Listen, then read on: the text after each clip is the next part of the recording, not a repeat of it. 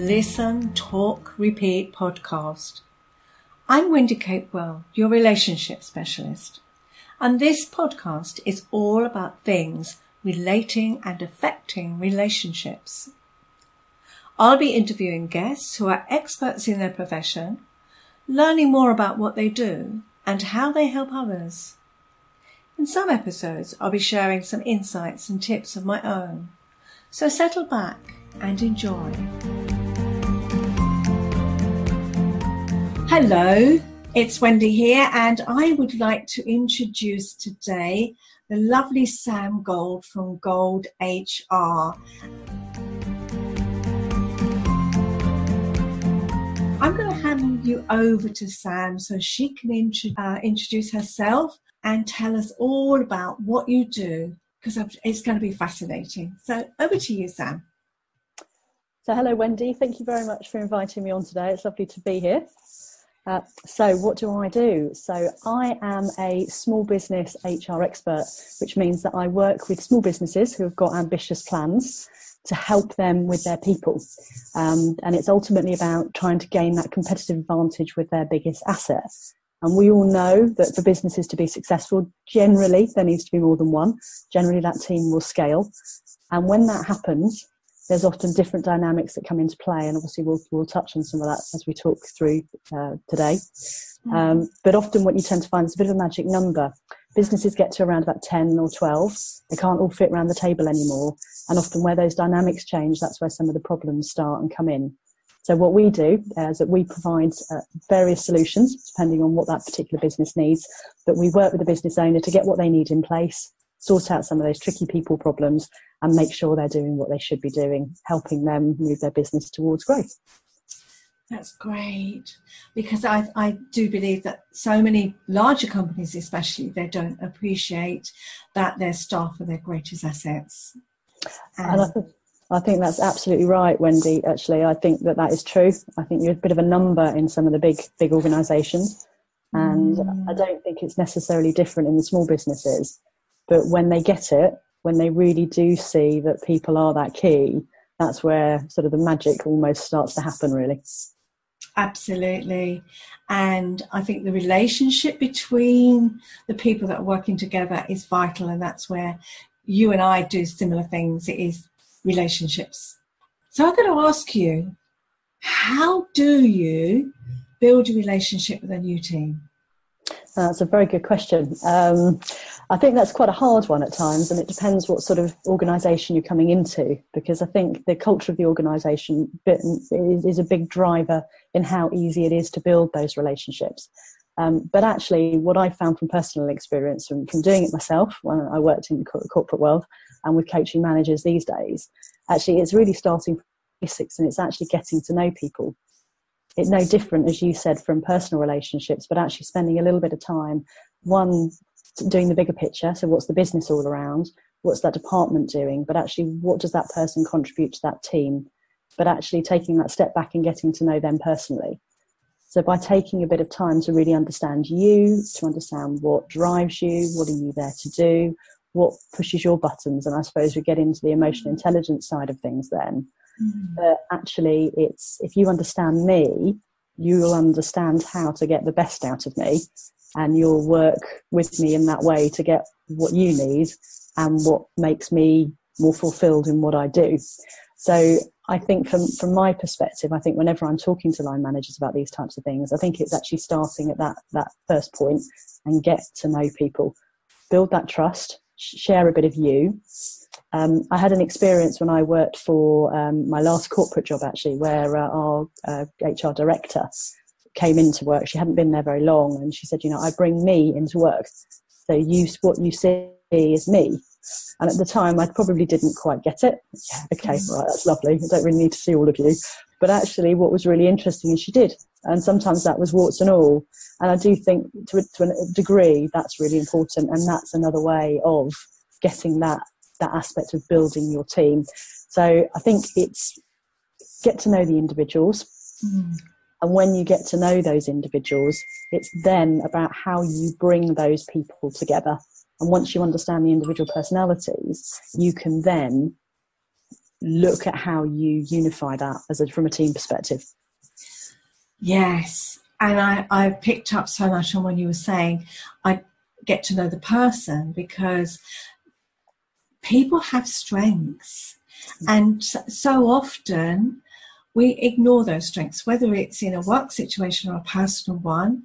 We forget that. And I think there's so much about pushing people into the mould that we think they should fit, rather than actually acknowledging people's strengths.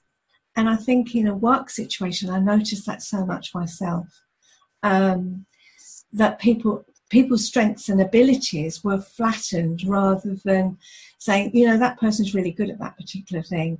Why don't we focus their abilities and their wonderful kind of attributes in that way, rather than trying to push them to do something that they just don't feel comfortable with.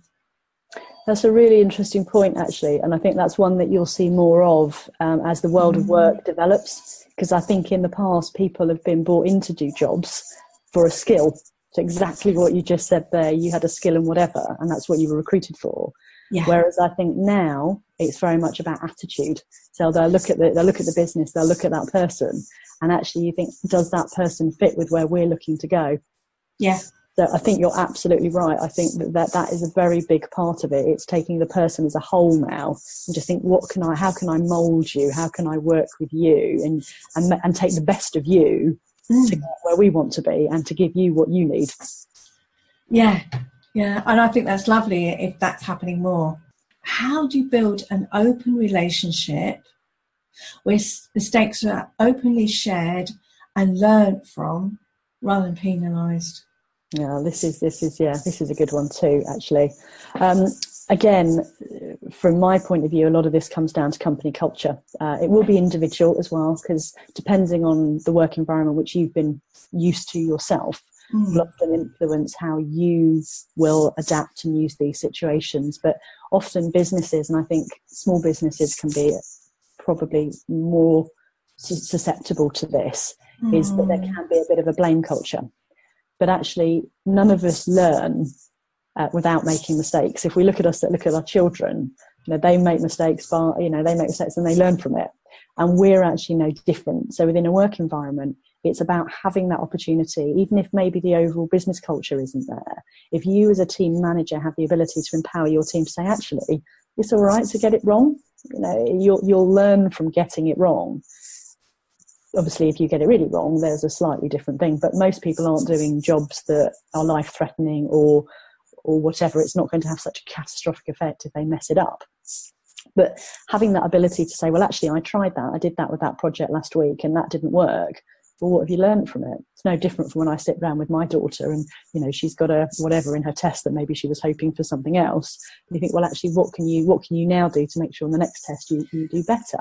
So I think it's about moving away from a blame culture. It's about creating, as a manager or as a business owner, that culture for people to be able to try, to be able to experiment, to then actually be able to share it. So to feel comfortable enough to say, actually, I messed that up, or to be the person in the room, which often I will find myself being, is that I don't understand. I'm going to put my hand up and ask a silly question, and there's no reprisal for that.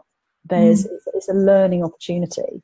So that is really, really important. I think if you haven't got that type of culture, I think the ability to come away from that scenario of negativity and blame is quite difficult, because people then won't put their hand up when they've done something wrong or they haven't done something in the right way.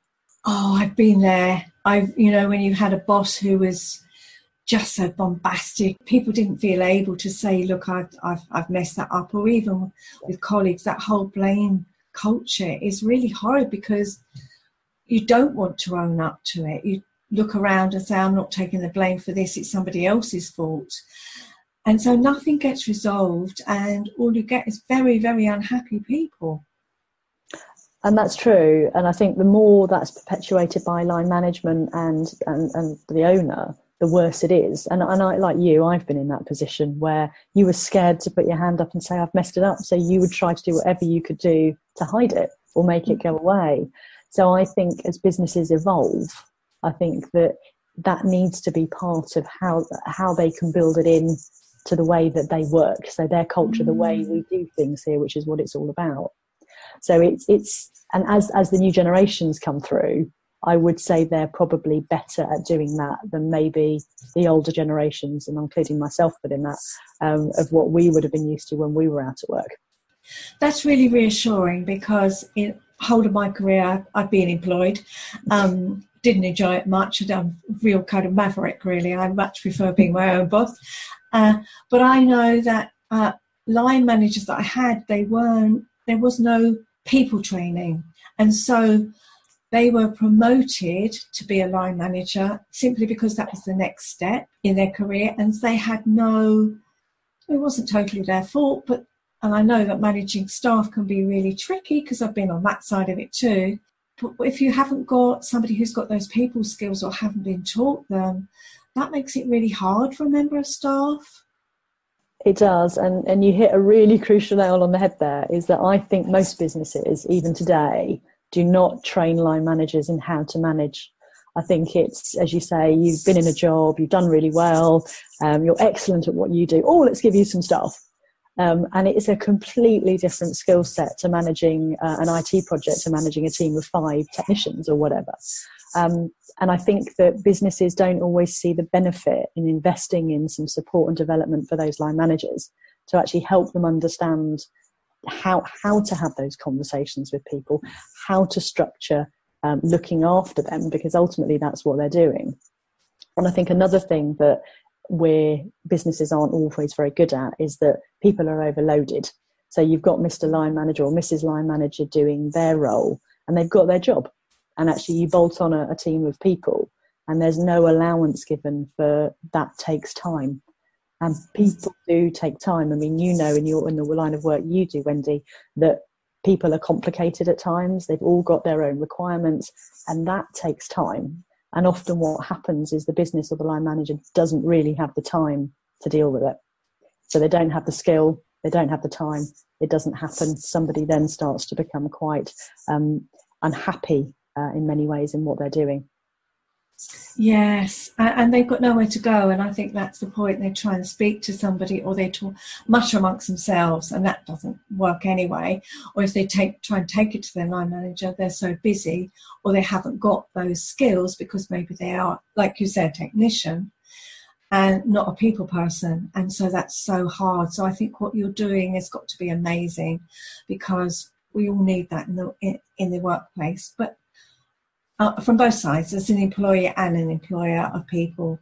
Even, I think, I have a small team of people that help me, and just ensuring that we're respectful to each other and that we understand each other, and noticing their limitations as well, because I think that's really important. You know, I've got, as I say, people who can help me, and sometimes I feel, can they manage that? Or I've had a virtual assistant, and she just got herself into such a pickle and got herself unwell because she couldn't say no. She had so much work going on, and she wanted to ensure that she was, doing the right thing for everybody, but actually she became unwell, and that really wasn't helpful. And I said, look, you can always tell me if it's too much. Look, what I'm doing isn't life or death. If that piece of work doesn't go out on that particular day, the world won't end. And I think it was building that rapport together that made it so much better. And I really think being respectful to each other is, and learning about each other, pick up on those nuances, asking the questions. It's so important. And I think that's probably what we both do, encourage that. And I think you're absolutely right. I mean, the point you say there about having a virtual team is just as important as having a physical team. And whether that means virtual as in that they're off in other sides of the world, or whether you bring in the services you need, but understanding people and their strengths and their limitations, as you say, is incredibly important for you as an individual to get the best out of them. So for you in that circumstance, you could see the signs within her that she was obviously struggling, or things weren't quite working in the right way. And it's every bit, if not probably more important, when you have a virtual team, to have that dialogue, because often you don't see them. They're off in the ether, and you talk and you communicate online. But that's almost worse, because you see in relationships, when you see people, you pick up the physical signs of behaviour as well then, which you don't from the virtual perspective. So spending a bit of time in understanding your team and what makes them tick is just, you're absolutely right, we're in the same ballpark here. Really, really crucial. And you have to be so much more mindful and so much more alert, because as you say, you're not seeing the physical, that body language isn't there. So it's really vital that they haven't responded to my email, or they said they come back today and they haven't. I wonder what's going on. Or the tone of voice in the email or something. You've got to really be so aware of that, I think, so much more switched on and noticing. Otherwise you miss all that, and it can make for really unhappy people all round. I think one thing you said that's really important is the empathy side. People that manage other people well are able to empathise. Doesn't mean they always agree, but actually they're able to empathise and understand your point of view. And actually that's a really crucial point in moving things forward as well. So to have the ability to understand somebody else's perspective, as I said, regardless of whether you agree with it, is a great quality. And it's certainly a quality in the good line managers that I work with and I coach, that if they've got it, it's quite natural, but it doesn't mean you can't train it, because it's cues, it's things to look at. So I think even if you're not maybe naturally empathetic, I think as a line manager, it's certainly a skill that you can acquire and you can develop. And I think that's the same in any relationship, actually.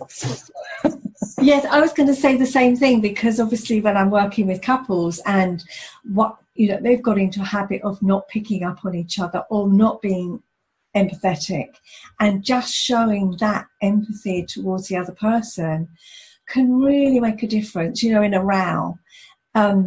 Just stop and listen and say, oh, hold on a minute. I hear that you are feeling upset, or I hear that whatever it is. And that's really important for you. And then go on to say your piece. But if you don't feel acknowledged, I was working with a couple recently, and that was exactly it. And it's not the only couple. Their arguments just escalate because neither of them have acknowledged the other and empathised. And it festers and festers and festers. And I think that is critical as well in employment relationships. And I think the bit you said earlier on, though, is about the ability for the employee to actually feel confident enough to say to Mr. Employer or their line manager that actually I don't like that, or I don't agree with that, or I feel uncomfortable about that, because they're not that they're in a position of less power, but there's somebody that's controlling the way they work. So they're not necessarily the one in control of how things work. So I think, absolutely. I think that's absolutely crucial. And it's having that courage, isn't it? And as an employee. And I'd like to share something, if I may. I remember the first time that I used some of my skills with a line manager. I was in a departmental meeting, and I was being asked to do something that really grated against my integrity. I really didn't feel happy about doing it. Now, if I'd said, no, I'm not doing it, that would have been confrontation, kind of raise conflict. Mm-hmm. And if I had just agreed to it, I would have felt very upset, and it wouldn't have sat well with me. And so what I did was I actually put my hand on my chest, so that actually this is me talking. And I said, I really feel uncomfortable about being asked to do this. And the response was that my line manager said, well, I'll do it then. So it's quite a clever way of saying, I think, I feel. And if you can say, I feel uncomfortable, or I feel unhappy, or I think that doesn't fit with me, that is such a powerful tool, I think. That's really interesting, isn't it? Because you're right, you bring back the emotion into it. Because I think one of the things I do going against that, and often when you're in a difficult situation in an employment relationship, you always say, take the emotion out, take the emotion away. Because actually, if you take the emotion away, you're more rational. But actually what you did from you played that the other way around, and you showed the emotion. And as you say, I feel, I think, you brought it back to you. And that's quite heartfelt. And you did that in a way that resonated with that person. Mm. So you're absolutely all right. So there's no reason people can't have their say and they can't say how they feel. It's just the receptiveness of the person hearing that is obviously a big part of it. But as you also said, is it's not going in confrontational. It's thinking, well, actually, how would I want to hear what that person is saying? How would I, if I heard that, how would I respond? Mm. And I think in the heat of the moment and when things happen at times, often that isn't what we're thinking. No. And I think too often we can lash out. We lash out at somebody rather than taking a step back. And I think the I think I feel can often, instead of pointing the finger at somebody else and say, you told me to do that and I'm not going to do it, is, taking that back and owning it, I think at times can be really powerful. And I agree. And I think that we, in any walk of life, whether that's, personal, at work or whatever, I think that is the case. I had a situation recently where one of my clients, she had been working in a company and she was on the same level as others. And then she left the company, came back, and she'd been promoted. And she was struggling to maintain the friendship and then also keep her authority. And how do you manage that? What advice would you give anybody with that one? That's quite common. That's quite a common one. And I think something a lot of people struggle with. I think when you've been on the same level as somebody else, to be then put in a position where you're potentially managing a friend or colleague or whatever, that you then have the authority over, I think it's quite challenging.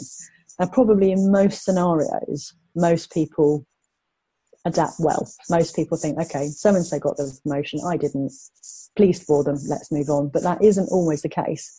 And I think that in my own viewpoint is that I do think there's a different level with an employee and a line manager relationship. And I think there needs to be. It doesn't mean you can't be friends, and it doesn't mean you can't get on well with them or understand them or be interested in them. But you're making a shift then to somebody that has to take a more holistic view of them. You're now responsible for them. You're responsible for getting them to deliver what you need them to do. So I think, again, actually an open conversation at the start, personally, is a really powerful tool. So sitting down with that person that you once worked with as a colleague and are now have reporting into you, and actually saying, I appreciate this is going to be an interesting situation for both of us. How do you think we can make this work? Because I don't want to lose our friendship, but also, rightly, I need to step up into doing X role. So I think some openness there without probably showing vulnerability is a good starting point, because what you are saying is that this is hard for me too. One, I recognise there's an issue, and two, I'd really like us to work out a solution of how to make it work. And it might be that the person turns around and says, well, actually, I would find it really hard if you asked me to do X. Now, that might be a small thing, and you think, okay, I won't ask them to do X. It might be a really big thing that's fundamental to their role. And then you have to look at strategies about, well, actually, how do I then start to address that? Are they just being difficult, or actually have they got a point? So the communication side of it is the first stage. It's have that conversation, admit that, you're aware that things are going to change. Talk about the fact that you want them on board, how valuable they are to you as a team member, how much you've enjoyed working with them, what they bring to that team, and actually how are they between them going to cement that relationship into its new form going forward. And I think if you go in and impose and you just turn around and say, right, okay, I'm your new boss, this is how things are going to work, you will switch that person off, because they're already potentially resentful, might be a strong word, but they may have some issues with the promotion as it is. But actually, if you just take control and don't include, you will have alienated them from what you're trying to achieve.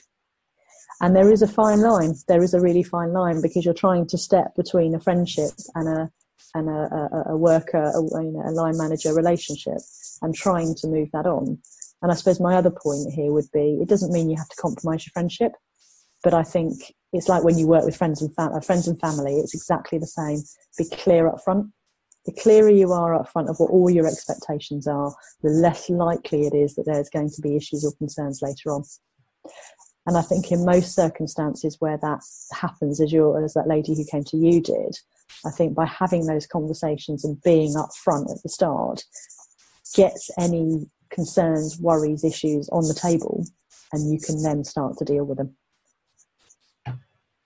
I think that's really good advice, because too many people are scared to talk to each other. They don't communicate with each other, and they don't know how to communicate with each other, and that makes life, I think it's a fundamental in any relationship, whether it's a work situation or if it's a friendship or if it is a romantic one. I think it's one of the bedrock of any relationship.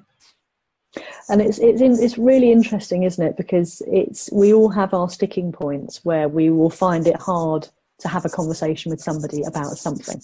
There might be certain circumstances that, like you say, in your relationships, and I've been there as well from personal relationships, where it's challenging and it's too difficult to have that conversation, so you don't have it.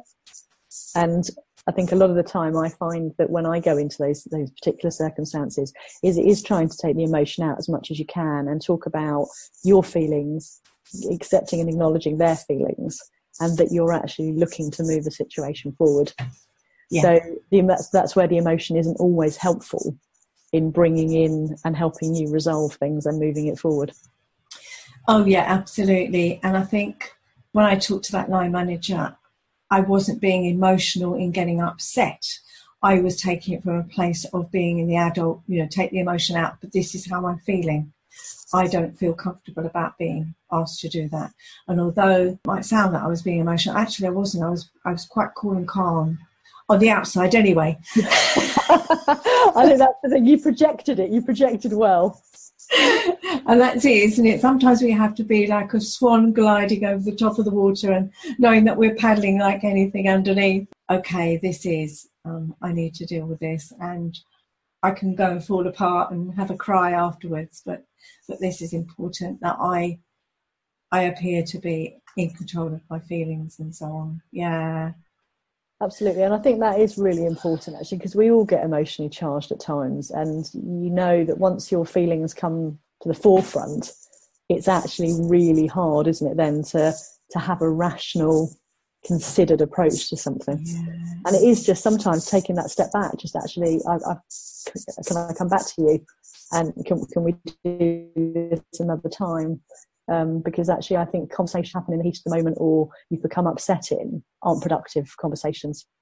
So I also don't think there's anything wrong with somebody saying, can we come back to this? Can you just give me a few minutes just to get my head together? And I think, again, it comes back to a lot of people thinking, I can't do that. Well, actually you can, because you will be far more composed and able to say what you need to say in the right way. Then actually sometimes you just think, I've got to say it, and you say something and you think, oh my God, what did I do that for? Yes, because when we're emotionally charged, we're not always in the right place for thinking, let alone spewing out the words. Yeah. So yes, I think you're right. Let me just take a rain check on this. Let me take some time out and come back to you. And I think too often people feel too intimidated, too embarrassed to be able to say it or do that. And that's a shame, because I think it's so important to gather our thoughts, maybe sleep on it, come back to it. Yeah, such good advice. Yeah. So I've been in a situation where I felt that the others in my team have turned against me. How do you turn the tide? I mean, I know what I did, but I'd like you to give your thoughts on that one. Okay. Again, and all of these things, the underarching thing is about that relationship and the relationship you've built with those individuals. And I think in order to try and turn a situation like that round, you need to understand what's driven it in the first place. So you need to understand what's the root cause.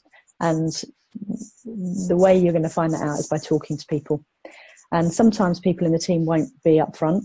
That's true. They'll be worried about their own jobs. They'll be worried about what might happen if they tell people how they feel or whatever. But trying to establish what has generated that change or made them feel that way or disengage them from you is the only way you're going to find your way back. because you can surmise all you like, but actually it could be something fairly simple that's done it. And it could be that and that's happened over a period of time, but without understanding that, all you feel is that you walk into a room and there's negativity there. They're not engaged, they're not giving you what you need, they're not working with you in the same way. And it comes back to a couple of the other points that we've talked about. It's giving people the open space to be able to say how they feel. Now, you can do that in a number of ways. Obviously, the ideal way would be actually to sit down and talk to them and just say that, you've noticed things are changing in the team. You've noticed that people are disengaging from what's going on. Relationships maybe aren't as good as they are. You want to start looking at what you can do to improve things. How do they feel about it? Some people will be honest. Some people will tell you right out how they feel and what the problems are. So be prepared to listen. So what you hear, be prepared to listen. Some people won't. Some people won't want to rock the boat. They won't want to put themselves in that situation where they potentially may feel exposed or worried or threatened.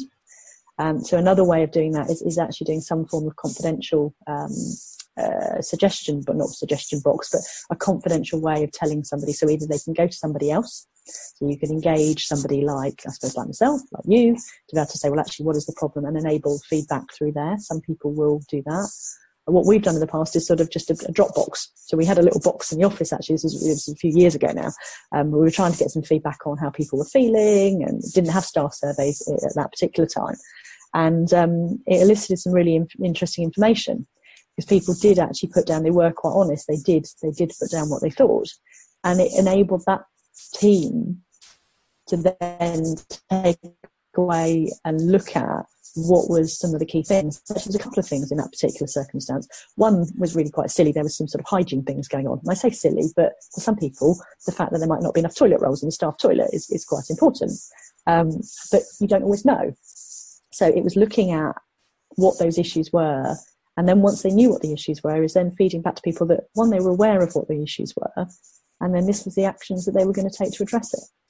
So again, it comes back to having that open communication. And if you can't actually get that person or that team to talk, you have to find a way in order to get in and understand what it is. From that, you can then start to build your way back, or build the team back up. But without the knowledge, it's incredibly difficult. It's an incredibly hard thing to do. How about yourself? How did it work for you? I think it was just a case of speaking up, and if I felt there was any kind of upset or grumbling in the office, I would just sit down and say, let's have a chat, with the team, and say, I've got an open door if you're not happy. But I think I used to go to my team, because sometimes we were demanded really unreasonable things to do that I felt for them were unreasonable, but the bosses were demanding it. I just sit down and say, look, I really need your help. Can you help me out? I know this is unreasonable, or I realise that you've made a mistake, or, just going to them and saying, gosh, I'm struggling, how are you? Or whatever it is. I don't feel things are quite right. What's going on here? I just talk to them, and I suppose that's the way, isn't it? Just talking to people. And there are people that won't speak up. And I think your idea of having a suggestion box or an anonymous survey, which can be done so much more easily now because it can just be typed. Yep. Whereas in days go by, you had to write it, and somebody would be quite worried that their signature, their writing would be recognised. So I think just that would just be great. I think great ideas, because I think that is really important, to somebody to feel safe enough that they can tell you what's going on, and it is building relationships.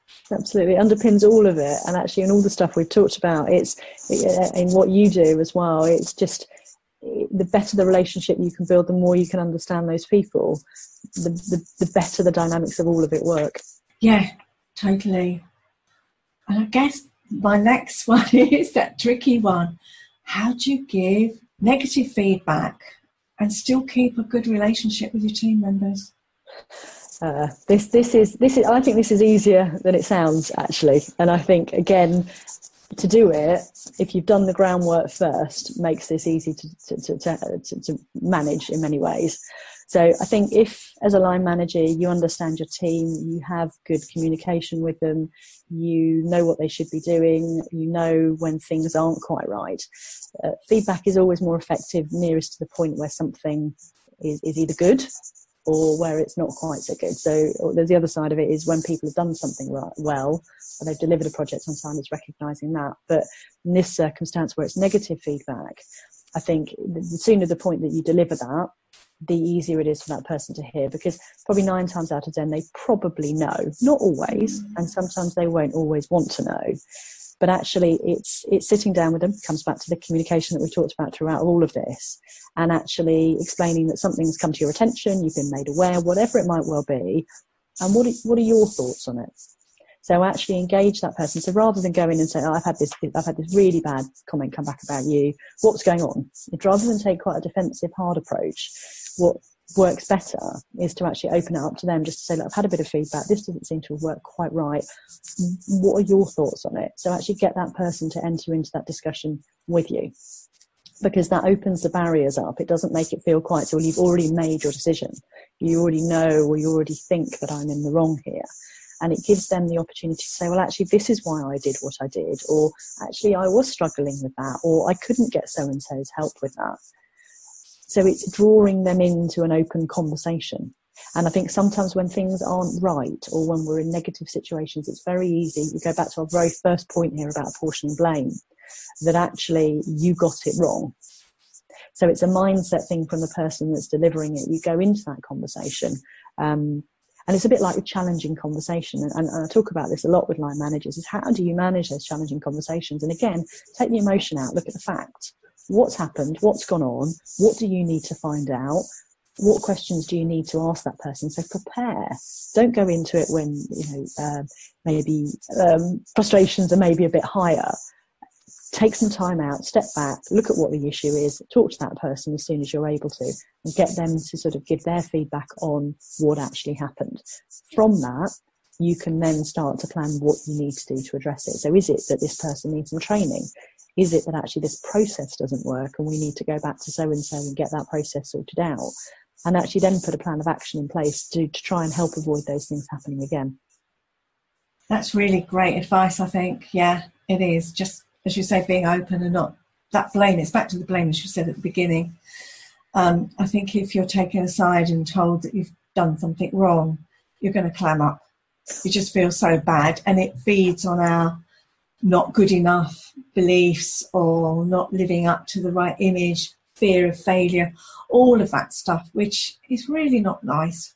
It's horrid. When you were a child and you were reprimanded for something, you just felt so bad about it. So why would you do that to another human being as an adult? Because it brings all that stuff back to us. I've done it wrong. I've screwed up. And it triggers all of that. And it's destructive. Absolutely is. And actually, you then don't get anything out of that person, because they feel, as you just said, that's a really good analogy. Going back to when you're a child, you're being told off. I'm an adult. I don't need somebody to tell me off. And I always take the view that if there's something wrong with what I've done, or somebody's not happy, I'd much rather somebody came and spoke to me about it, but that they did it in the right way and engaged me in it, so that I could understand why it's an issue, and actually I could take ownership with them about how we resolve it. So I think that's a really, really good point. And there's also the ensuring that you're not labelling the person and just naming the behaviour or their action, because we can do something about that. If you're telling somebody you're useless at doing that, that means that person's labelled as useless, rather than when you did that, it wasn't helpful, or that what you did was useless.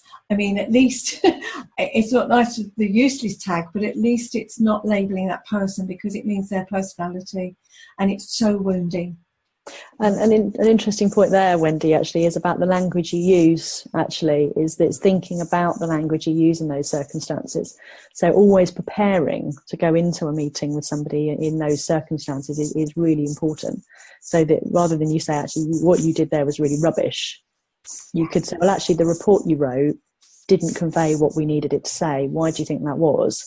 Is far more useful to somebody than actually that was rubbish. Well, so language is really important, and it's understanding that constructive feedback actually is useful for all of us, because that's exactly what it should be, constructive. It's not that negativity that makes you feel I'm no good at what I do, or I'm no good at anything. Because that's what we carry from childhood, and we don't realise it, but we carry it around with us, and then that makes us feel that we have no attributes, that we are a rubbish person with, and it's not good for us, as I said. So yeah. So now I'm going to ask you, so a business, especially small ones, can grow. Of course they can. And I think, again, I've experienced it where a business is growing, but that means that you have an employee who has bought into that business in that particular way, in that format, but then it's going to grow and change. And I think you can meet resistance. And I wonder, what's your advice on that one? I love the whole growing business bit. That's where my forte is. So I love working with businesses that are growing. And actually, part of the growth strategy is when somebody first starts out, often they'll start working with an owner manager. They're the person with the ideas. They've got it all going on. They know where they're going, and it's all really exciting, but quite chaotic. And as that business then evolves, usually other people come in, individual roles develop, you sort of know what you're doing, and processes start to get put in place, and that's where the structure within an organisation starts to come together, and that's often where the culture can change. But actually the underlying culture is about what that business is there to do, and I think it's really critical throughout all stages of the business that you remember what the culture is. So what is it, how things are done around here, and that you stick by your values. So as a business owner, you've probably got your own set of values that you work to. I do with the business owners that I work with. And regardless of everything else I do, they're at sort of the core of what I deliver. So in any business, they need to share what their culture is, what their strategy is, where they're looking to go with their team. And the more they can do that, the more open that they can be in relation to what they're trying to achieve, the more likely it is that people will not resist that change and they will come along with them. But it's also understanding how big is that change, because it might just be that actually, I don't know, it might be fairly small, might be fairly minor, that we're growing and we're going to move to this office, but it could be something fairly fundamental. Actually, we're going to branch off into a whole new product area that we've not done before, and that's quite scary, because what does that mean for this bit over here? So again, what it comes down to is it's being clear throughout the journey of that organisation about where it's going, what it's looking to do, how those individuals affect that growth and are a key part in enabling that growth, and being able to give those people the opportunity to ask the questions. So tell them where they go, what it means to them, help allay any fears they may have for what it might mean for their roles or for them in the positions that they currently hold.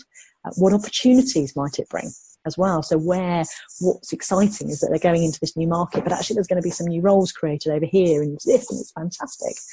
Obviously not overselling as well, so that's it's always a side to remember. But actually it's keeping those lines of communication open, and it's making sure that they see where they fit in the organisation moving forward. Because if you don't see where you add value or where your position is in that organisation, it's very difficult for you to be engaged with that business as it grows. And I think sometimes businesses can get to a point where they are too big, that they get into, and I know when I was in my last employed role, it's a big company, you do start to become a bit of a number. Now, I don't work with businesses that size these days, and so that's less of an issue, but those people will drive that business to where it needs to be. If they get the message right, if they deliver the message right, if they bring those people on that journey and they build those relationships and they keep those relationships going, those people will deliver what that business wants to achieve. So it's all about keeping those communication lines open, about showing those people where they provide the value and where actually what their contribution will do to achieving that growth.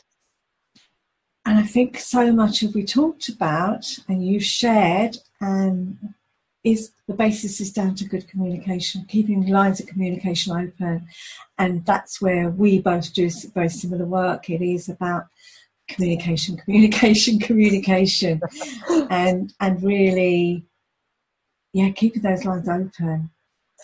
And I agree. I think that in most things where people are involved, regardless of the circumstance, whether it's personal or business, the right communication done in the right way is often the key to success or failure, actually. Certainly what I see in my work.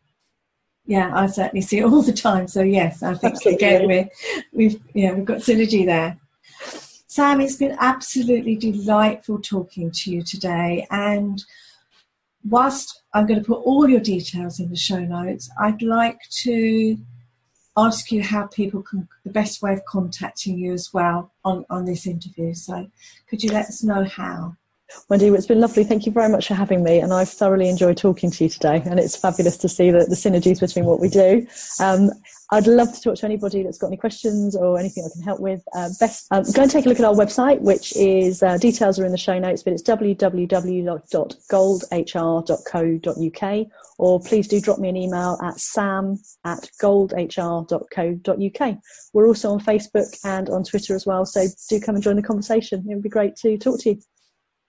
That's been lovely, Sam. Just so nice to chat with you and learn much more about what you do in HR, and a breath of fresh air, because I know when I worked in companies, HR were so distant and did not communicate with staff. They were, almost like number crunching, interviewing, statistics, and there was no communication. So this has just been like a breath of fresh air. So thank you so much. I've really enjoyed talking to you. Thank you for having me. So you can find all the information about this show in the show notes.